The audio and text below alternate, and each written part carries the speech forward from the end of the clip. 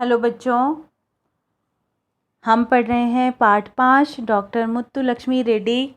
अब तक हमने डॉक्टर मुत्तुलक्ष्मी रेड्डी जी की उपलब्धियों के बारे में पढ़ा। उन्होंने कितनी उपलब्धियां हासिल की और किस तरह से समाज में व्याप्त कुरीतियों का जड़ से खात्मा किया। अब हम आगे पढ़ते हैं। महिलाओं और बच्चों की शिक्षा और स्वास्थ्य। महिलाओं और बच्चों की शिक्षा और स्वास्थ्य संबंधी अनेक बिलों को पास कराने में उनकी महत्वपूर्ण भूमिका रही।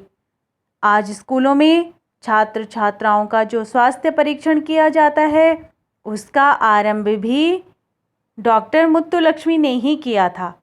नारी शिक्षा के लिए स्कूल खुलवाने, बच्चों के लिए विशेष अस्पताल खोलने और बाल कल्याण केंद्रों की स्थापना करवाने में भी उनका विशेष योगदान रहा।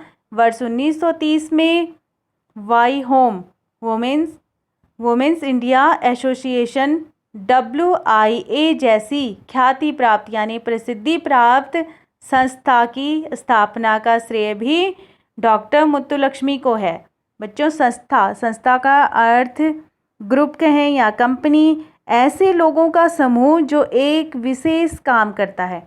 ऐसी संस्था की स्थापना का श्रेय डॉक्टर मुत्तुलक्ष्मी को है। यह संस्था अनाथ बच्चों और बेसहारा बालिकाओं की देखभाल करती है।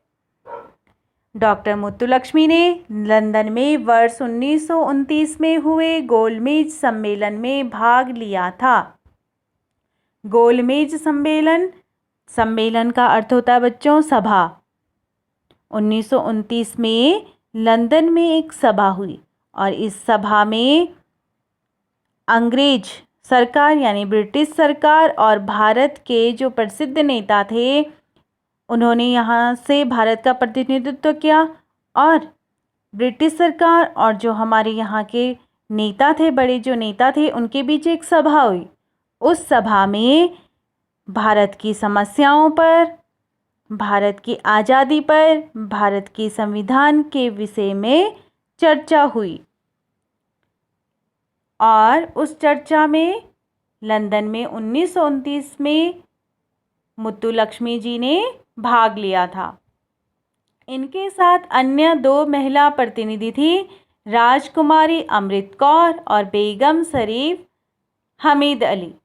नमक सत्याग्रह के दौरान महात्मा गांधी को जेल भेजे जाने और महिलाओं पर पुलिस द्वारा किए गए अत्याचारों के विरोध में इन्होंने मद्रास विधान परिषद का उपाध्यक्ष पद छोड़ दिया था।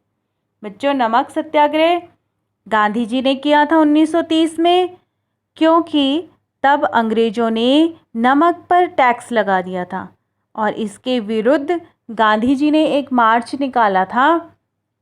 इसी कारण से अंग्रेजों ने महात्मा गांधी जी को जेल भेज दिया और मार्च में शामिल जो महिलाएं थीं उन पर भी अत्याचार किया।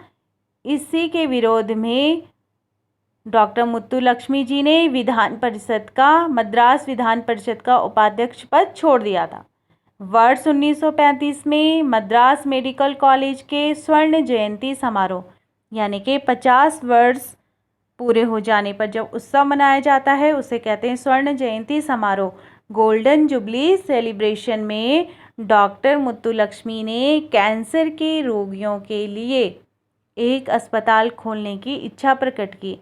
यानी कि वो चाहती थी कि कैंसर के रोगियों के लिए अलग से एक अस्पताल बनाया जाए।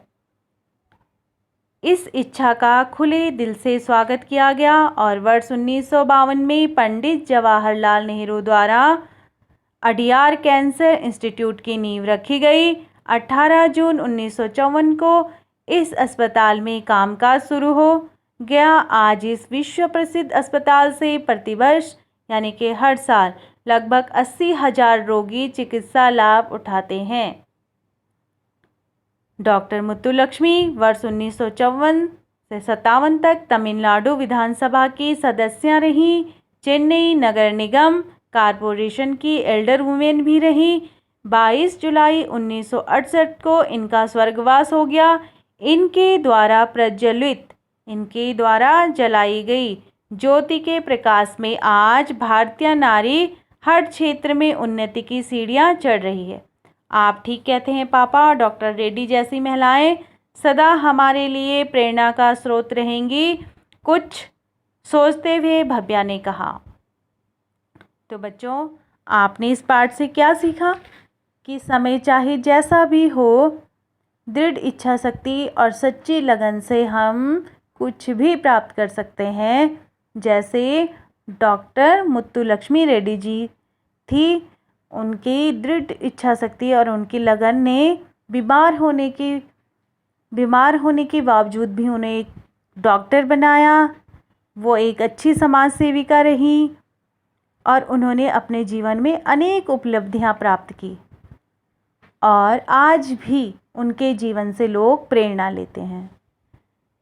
तो बच्चों, यहाँ पर ये आपका पाठ पूरा हुआ और यहाँ पर एक प्यारी सी कविता भी है जो कि अटल बिहारी वाजपेयी जी ने लिखी है। हमारे पूर्व प्रधानमंत्री अटल बिहारी वाजपेयी जी ने ये कविता लिखी है। आओ फिर से दिया जलाएं, आओ फिर से दिया जलाएं, भरी दोपहरी में अंधियारा, सूरज परछाई से हारा, अंतरतम का नेह निचोड़े, बुझी हुई बाती सुलगाएं। आओ फिर से दिया जलाएं, हम पड़ाव को समझें मंजिल, लक्ष्य हुआ आँखों से ओझल, वर्तमान के मोह जाल में आने वाला कल न भुलाएं। आओ फिर से दिया जलाएं, आहुति बाकी यज्ञ अधूरा, अपनों के विघ्नों ने घेरा, अंतिम जय का वज्र बनाने, नव दधीची हड्डियां गलाएं। आओ फिर से दिया जलाएं। तो बच्चों, आप इस कविता को पढ़िए, हो सके तो इसे याद कीजिए और इस पाठ को स्वयं से एक बारी पढ़िए और समझिए। अगली बार मैं आपको इसके प्रश्न उत्तर करवाऊंगी। तब तक के लिए आप इस पाठ को अच्छे से पढ़िए और समझिए।